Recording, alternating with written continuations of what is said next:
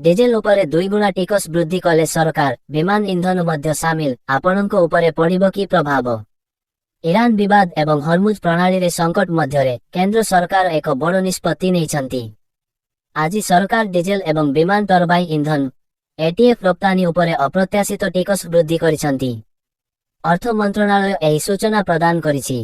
घरोई जोगाण परिचालना एवं रिफाइनेशन को अप्रत्याशित लाभ को रोकिबा पाई सरकार एही निष्पत्ति नैछंती। सरकारको एही निष्पत्ति देशर जनसाधारण को लाभ देबो, कारण घरोई जोगाण आहुरी त्वरान्वित हेबो। एहा सहित डिजेल मूल्य वृद्धिर संभावना मध्य ह्रास पाइबो। आज जारी होइतिबा एक विज्ञप्ति माध्यमरे केंद्र अर्थ मंत्रणालय डिजेल उपरे उत्पाद शुल्क पूर्व लिटर प्रति 21.5 टंकारु 55 टंका को वृद्धि करिछि, जहाँ पूर्व हारर 2 गुणरु अधिक। एहा सहित एटीएफ उपरे रप्तानी शुल्क प्रति लिटर प्रति 29.5 टंकारु 42 टंका को वृद्धि करा जायछि, जेतेबेले पेट्रोल उपरे रप्तानी शुल्क 0 रहिछि। सरकार 2024 मसीहारे एही टिकस को उच्छेद करिथिले।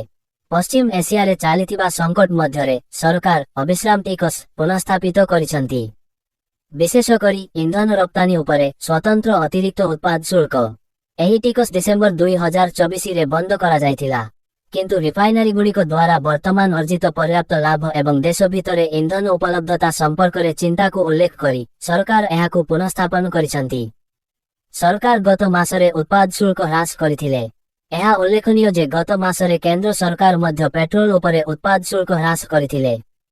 मार्च 26 तारिखरे अर्थ मंत्रणालय पेट्रोल उपरे उत्पाद शुल्क प्रति लिटर 13 टंकारु ह्रास करी 3 टंका करिथिला, जेतेबेले डिजेल उपरे शुल्क प्रति लिटर 10 टंकारु ह्रास करी 0 करिथिला।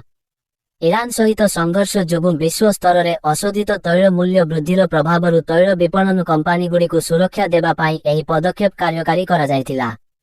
ईरान अमेरिका विवाद परे विश्व स्तर रे अशोधित तैल मूल्य बैरेल प्रति $119 को वृद्धि पाइथिला, किंतु यह वर्तमान प्राय $98 को ह्रास पाइछि।